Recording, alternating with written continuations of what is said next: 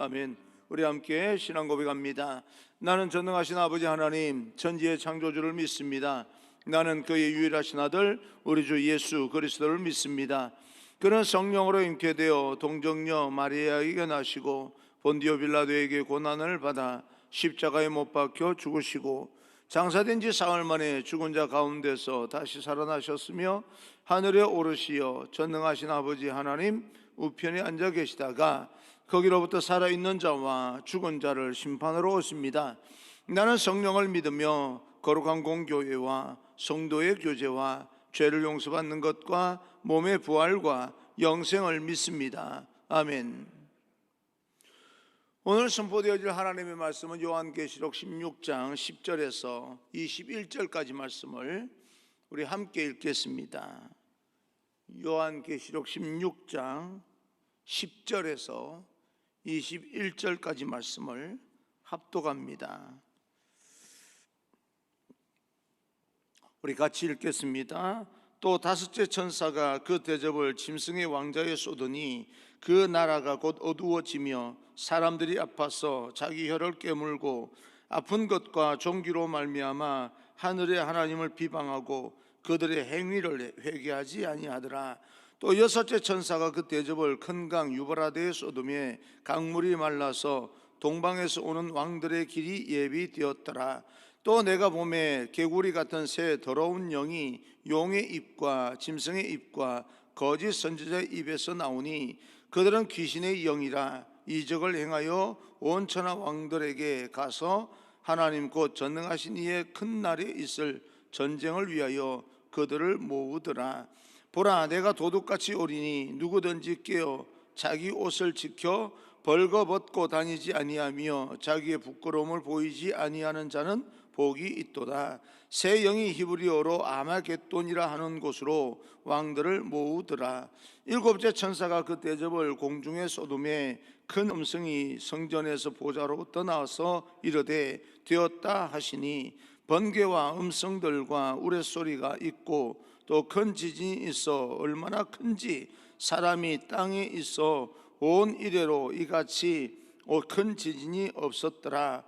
그 큰 성이 세 갈래로 갈라지고 만국의 성들도 무너지니 큰 성 바벨론이 하나님 앞에 기억하신 바 되어 그의 맹렬한 진노의 포도주 잔을 받음에 각 섬도 없어지고 산악도 간데 없더라. 또 무게가 한 달란트나 되는 큰 우박이 하늘로부터 사람들에게 내림에 사람들이 그 우박의 재앙 때문에 하나님을 비방하니 그 재앙이 심히 크미르라. 아멘. 우리 앞뒤자고 인사합니다. 축복합니다. 성령 충만 행복하십시오. 인사합니다. 축복합니다. 성령 충만 행복하십시오. 오늘은 여러분과 함께 의의 옷을 입은 자가 복된 승리를 누립니다 라고 하는 제목으로 말씀을 전하겠습니다. 세상을 이렇게 살아가다 보면 한 사람의 숨은 노력과 애씀으로 많은 사람이 유익을 얻고 행복해지는 것을 보게 됩니다. 우리 여호수아에서 살펴보았듯이 악한 한 사람으로 인하여서 실패를 가져오는 경우도 있지만 또 한 사람으로 인하여서 공동체가 살아나는 경우도 보게 됩니다. 저는 이 계시록을 통하여서 이 사도 요한이 자신도 이해할 수 없는 환상을 보면서 처음에는 얼마나 당황했을까라고 하는 그런 생각을 해봅니다. 그런데 또 하나님께서 글로 써라 말씀하실 때에 기록하기가 쉽지 않았을 겁니다. 그 환상을 읽어보면 글로 표현하기가 어려웠을 것이다. 그 환상을 보면서 글로 그 모든 그림들을 자기 글로 적는다는 것이요 그렇게 쉽지가 않습니다. 글로 기록하였기 때문에 오늘날 우리들은 그 말씀을 보고 하나님의 말씀을 보고 이 시대의 징조를 깨닫고 다가올 미래를 대비할 수 있는 것이구나 생각하면 또 얼마나 감사한지 모릅니다. 그 환상 그림을 보고 요한은 글로 표현을 했고 또 그 글을 보면서 오늘날 우리들은 장차 올 미래가 천국이 어떤 것인가 라고 하는 것을 깨달으면서 우리 믿음이 흔들리지 아니하고 견고하게 지켜나갈 수 있는 그런 말씀이 되었다라고 하는 사실에 대해서 굉장히 감사할 일입니다. 삶 속에서 우리가 생활을 하다가 고통하고 아파하는 사람들을 바라보는 것은 가슴 아픈 일입니다. 그러나 더욱이 그들이 나의 가족 중에 한 사람이고 나와 가장 가까운 사람이라면 더 가슴 아픈 일이 됩니다. 그리고 내가 그 고통 중에 빠져 나오는 방법을 알고 또 그들을 도와줄 수 있는 분을 소개할 수 있는데도 불구하고 그들이 그것을 거부하고 반항하고 또 오히려 배척할 때 안타까운 일이 됩니다. 그동안 자기 나름대로도 그 위기에서 벗어나기 위해서 몸부림치다가 벗어나지 못했는데 어떤 사람이 와서 그 모든 고통과 아픔과 또 절망적인 그 질병에서 벗어날 수 있는 방법이 있다. 정말 그 방법을 받아들이면 모든 것이 해결되는데, 그래서 그 방법을 말을 해주는데도 불구하고 그 사람은 자기가 그동안 살아오면서 실패했던 경험과 또 자기의 나름대로의 삶을 해석하는 그런 자기 경험 때문에 정말 그 인생의 문제를 해결할 수 있는 방법을 거부해버린다면 얼마나 안타까운 일인가라고 생각을 해봅니다. 그래서 많은 성도들이 그들을 사랑하는 가족들의 이름을 불러가면서 그분들이 거부하는 그 안타까움을 가지고 중보하며 그리고 전도하며 그렇게 그들에게 다가가게 되는 겁니다. 오늘 말씀 속에서 심판의 메시지를 거부하는 사람들, 그 방법밖에 없는데, 알고 보면 그 방법밖에 없는데 그 방법을 알려주니까 거부해 버리는 사람들이 성경에 나옵니다. 10절 11절입니다. 또 다섯째 천사가 그 대접을 짐승의 왕자에 쏟으니 그 나라가 곧 어두워지며 사람들이 아파서 자기 혀를 깨물고 아픈 것과 종기로 말미암아 하늘의 하나님을 비방하고 그들의 행위를 회개하지 아니하더라. 네 번째 가지는 그 대접의 재앙이 사람에게 내려졌다면, 이 다섯 번째 재앙은 사단의 왕자, 그 짐승의 왕자에게 쏟아지는 것을 보게 됩니다. 그런데 정작 짐승의 왕자에게 쏟아졌는데 그로 인해서 고통받는 사람들은 그 입술에 혀를 깨물고 고통받는 것은 바로 그들 밑에 있는 사람들이었다. 그렇게 성경은 기록하고 있습니다. 왕자에게, 짐승의 왕자에게 쏟아부었는데 그 짐승의 왕자 밑에 그들이 수하에 있는, 그들의 지배권 아래에 있는 사람들이 혀를 깨물고 고통스러워했다. 그럼 뭐예요? 돌아오면 되는 겁니다. 그런데 그들은 하나님을 원망하고 불평하고 자기의 행위들은 깨닫지 못하고 회개하지 않았다라고 이야기를 합니다. 지금이라도 빨리 회개하면 구원해 주신 주님 앞에 돌아오면 되는데, 모든 것이 그러면 해결될 것 같은데 그 사단은 그들을 놓아주지 않습니다. 오히려 그들의 입술을 통하여서 하나님을 저주하고 모든 핑계를 하나님께 돌리고 있습니다. 하나님이 살아계시면 왜 우리에게 이런 고통을 당하느냐, 사랑의 하나님 맞느냐, 자기가 돌아오면 됩니다. 그런데 돌아오지 아니하고 회개하지 아니하고 불평과 하나님을 원망하기만 합니다. 실상 하나님 때문에 내가 이렇게 고통당하고 있다라고 하는 겁니다. 정말 하나님 때문에 고통당하고 있다고 생각하면 하나님 살아계심을 인정하는 것인데 회개하고 돌아오면 됩니다. 모순이죠. 하나님의 존재를 인정을 하는데 돌아오지 않는, 그것이 마치 자기 논리로 하나님이 없다고 하나님을 원망하면서, 원망은 또 왜 합니까? 하나님이 정말 없다면. 원망하고 불평한다는 것은 있다는 것을 말하는 거거든요. 그러면 뭡니까? 돌아오면 되는 겁니다. 회개하면 되는 겁니다. 그런 어떤 상황을 보면서 주님께 삿대질하고 비난하고 비아냥거리고 하는 것이 이 시대에 믿지 않는 사람들의 모습과 거의 흡사한 것이 아닌가라고 생각을 합니다. 그 어떤 일로 가족의 감정이 상하면 그냥 대화하면서 풀면 충분히 풀릴 수 있을 것 같은데, 너 때문에 우리 가정이 이렇게 된 거야, 서로 책임을 떠넘기면서 불평과 원망만 하고 있는 가정이 있다면 파괴되는 것은 기정사실 아닙니까? 대화를 풀어서 어디서부터 잘못되었는지 좀 밝힐 건 밝혀내고 그리고 해결 방법을 찾아야 되는데 이렇게 된 건 무조건 너 때문이야, 너 때문이야, 너 때문이야 라고 하다 보면 뭐예요? 가정이 회복이 되는 것이 아니라 파괴되는 겁니다. 마찬가지예요. 여러분, 우리가 어떤 일로 감정이 교회 공동체 안에서 선교회에서 어떤 일 감정이 상했다면 기분 나쁘다고 하는 이야기를 분명하게 해주십시오. 그러면 상대방이 그 말을 들을 때 부담스럽겠지만 또 돌아서서 해결 방법이 나오는 거예요. 마음속에 말도 하지 않냐고 그냥 이탈해버리고 그리고 나중에 원인을 알아봤더니 너 때문이래요. 그 사람은 아무것도 모르고 있다가 당하는 경우가 굉장히 많습니다. 그런 측면에서 여러분 감정을 좀 더 솔직하게 표현할 필요가 분명히 있습니다. 뒤에서 말하는 게 아니고요, 앞에서 그래도 좀 걸러서 이야기할 수는 있지 않겠습니까? 정치판이든 어떤 공동체든 서로에게 책임을 전가하며 깨어져가는 이 시대의 모습, 오늘 이 성경에 나오는 모습과 거의 똑같습니다. 이런 일로 인하여서 가정 공동체든 교회 공동체든 깨어지고 젊은이들은 마음의 상처를 입고 마음에 그 종기가 나서 혀를 깨물고 아파하는 그런 모습이 이 세상에 얼마나 많이 살고 있는데도 불구하고 그 고통을 멈추게 할 수 있는 완전한 치유자이신 하나님 앞에 나아가는 것을 거부하고 죽어가는 그 시대를 오늘 우리는 보고 있습니다. 얼마나 많은 사람들이 아파합니까? 편을 가르고 적대감을 가지고 서로 너 책임이다, 저것들은 안 돼, 저것들은 사라져야 돼 라고 하는 말을 서슴없이 거침없이 하면서 서로 적대감을 가지고 아파하는 이 시대의 모든 사람들의 그 현상들이 바로 이 요한계시록에 그대로 표현되어 있다라고 하는 생각을 해봅니다. 그런데 오늘 말씀처럼 그 고통 뒤에는 짐승의 왕자가 있습니다. 사단의 세력이라는 거죠.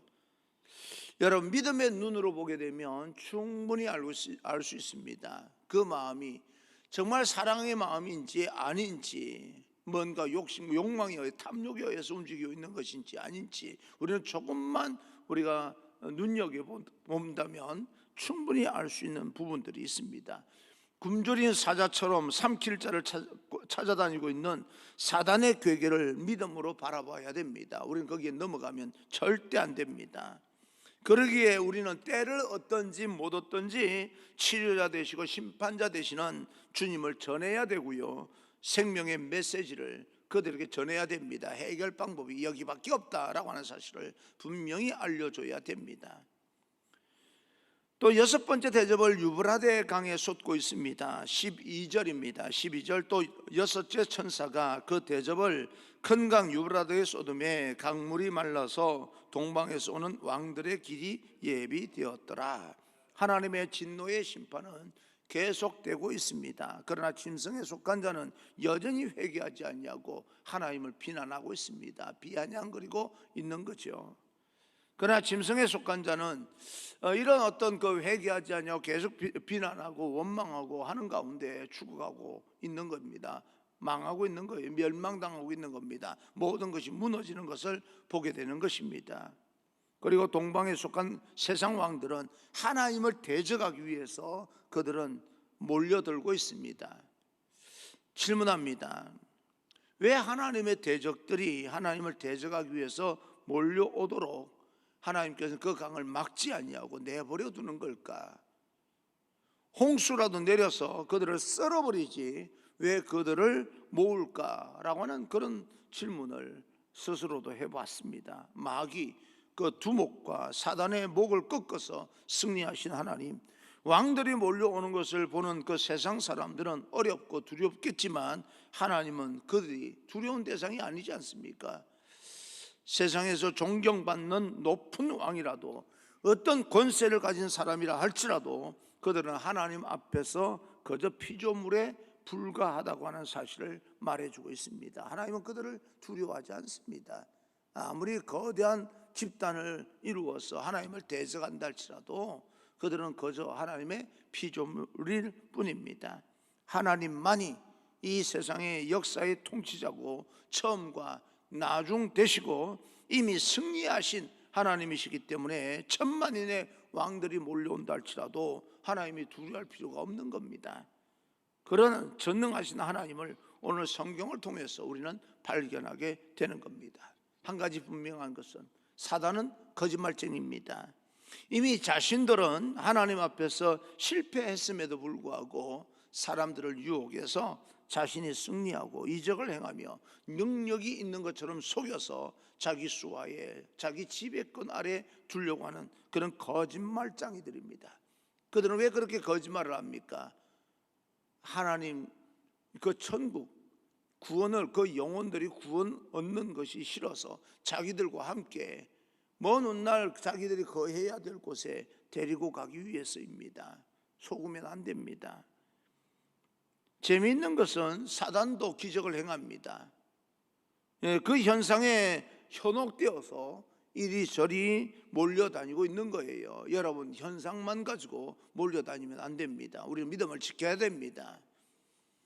그래서 하나님의 말씀이 필요한 겁니다. 이렇게 새벽에 나와서 하나님 앞에 기도하는 것이 필요하고 영상을 통해서 하나님의 말씀을 듣고 그러면 안 되는 거구나, 영적으로 예민해지고 통찰력을 가지고 그렇게 살아가야 됩니다. 하나님의 은밀한 것을 분석할 수 있는 능력을 가져야 됩니다. 그러기 위해서는 우리 안에 하나님의 성령을 모셔야 됩니다.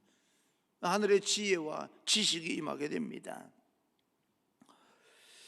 이 시간 하나님의 관심은 몰려오는 세상 왕들, 아무리 그들이 우리 눈으로 볼 때 거대한 그런 집단이 되어서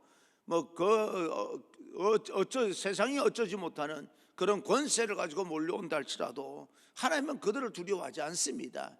그들이 하나님의 목적이 아니고 하나님의 관심이 아닙니다. 하나님의 관심은 여러분 한 사람 한 사람 하나님의 백성에게 있습니다. 그 모든 것들로부터, 거짓 이단들로부터, 거짓 그 사단의 세력으로부터 자녀들이 끝까지 믿음을 지키고 하나님 곁으로 다가올 것을, 그 하나님 곁으로 오기를 기다리면서 하나님의 관심은 그들 세상에 권력 있는 사람에게 있는 것이 아니라 하나님의 백성들 그 한 영혼 한 영혼에게 관심을 가지고 계신다.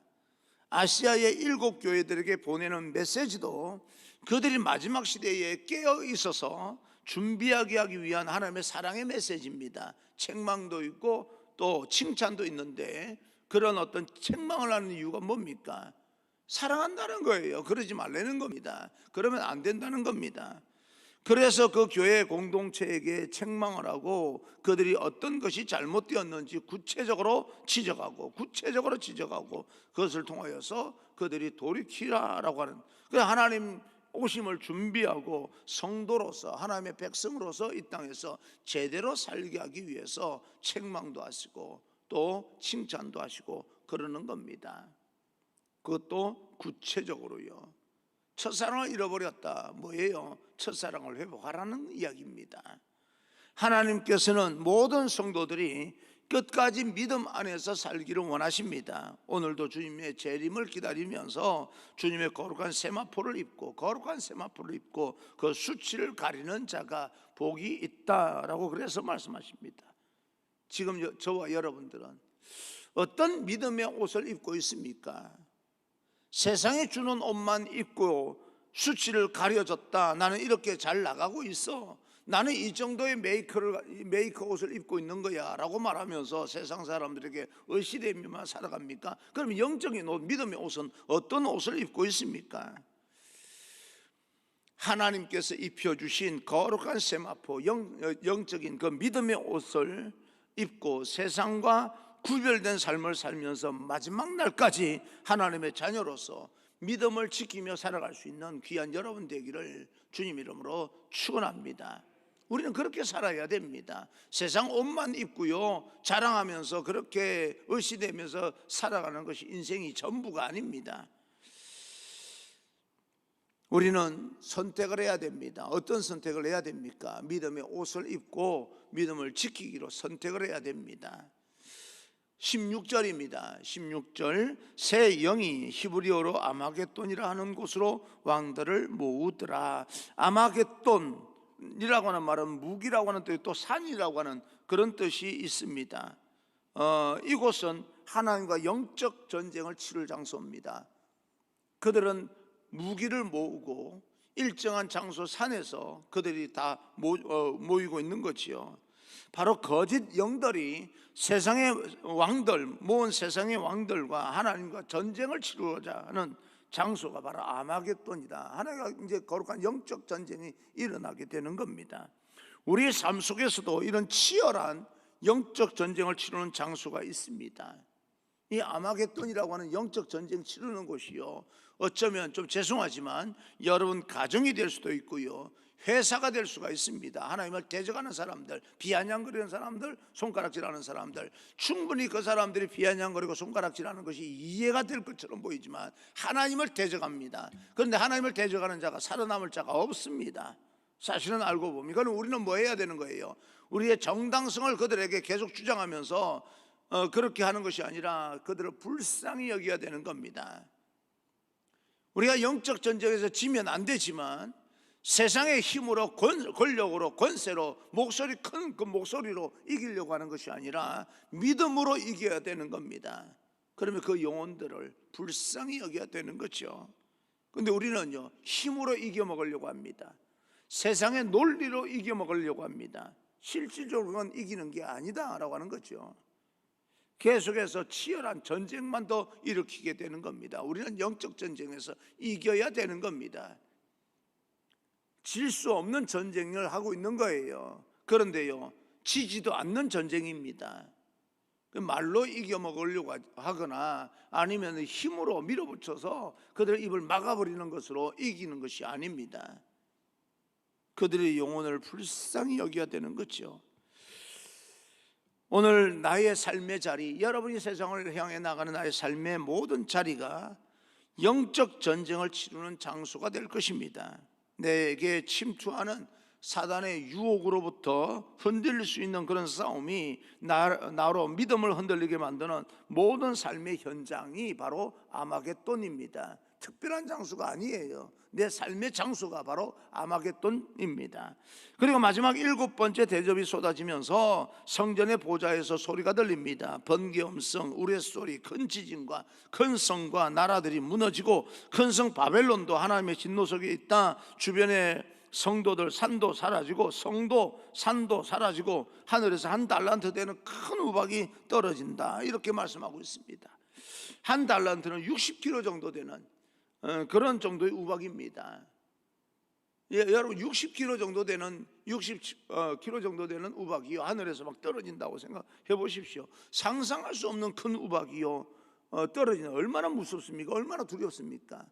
우리는 콩알만한 그런 우박이 떨어져도요, 세상을 모두 파괴해버리고 열매들을 파괴해버리고 잘못하면 생명을 잃을 수 있습니다. 그런데 60kg 되는 큰 바위와 같은 그런 우박들이 떨어진다고 생각해 보십시오.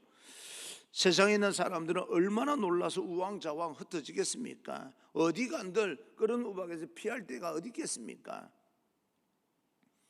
그런데 놀라운 것은 그들은 여전히 하나님을 비방하고 멸시한다는 겁니다. 그렇게 끝없이 비방하고 멸시하는 세대가 우리가 살아가고 있는 이 세대 아닙니까? 우리는 지금 실감, 그 하나님을 비방하고 끝없이 하나님을 멸시하는 그런 어떤 것을 실감하는 세상을 살고 있습니다. 매스컴을 통해서 기독교라고 하는 단어만 들어도 격하게 대항하는 세력들이 있습니다. 물론 우리의 잘못된 부분이 있어요. 우리가 잘못 행동해서 뭐 좀 비난받을 만한 행동을 자주 함으로 인하여서 그들이 그렇게 한다는 그런 부분도 있겠지만, 그러나 아무런 이유 없이 하나님을 믿는다는 그런 단 한 가지 이유만으로 핍박을 받는 그런 시대 속으로 점점 우리는 들어가고 있습니다. 그러면 우리는 불안해서, 우리는 두려워서, 그런 세상 사람들의 비난과 도전이 무서워서 우리는 믿음을 벗어 던져버리고 세상 속으로, 그들 속으로 들어가야 될 것인가? 우리의 결단이 필요합니다.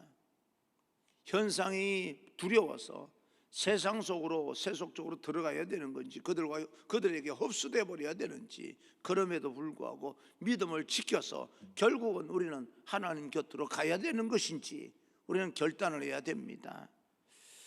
이런 모든 그런 어떤 사건을 통하여서 하나님께 그럼에도 불구하고 더 가까이 나아가서 믿음을 회복하게 될 때 그 모든 우박 같은 그런 저주처럼 보이는 것들도 사실은 알고 보면 축복이 된다라고 하는 겁니다.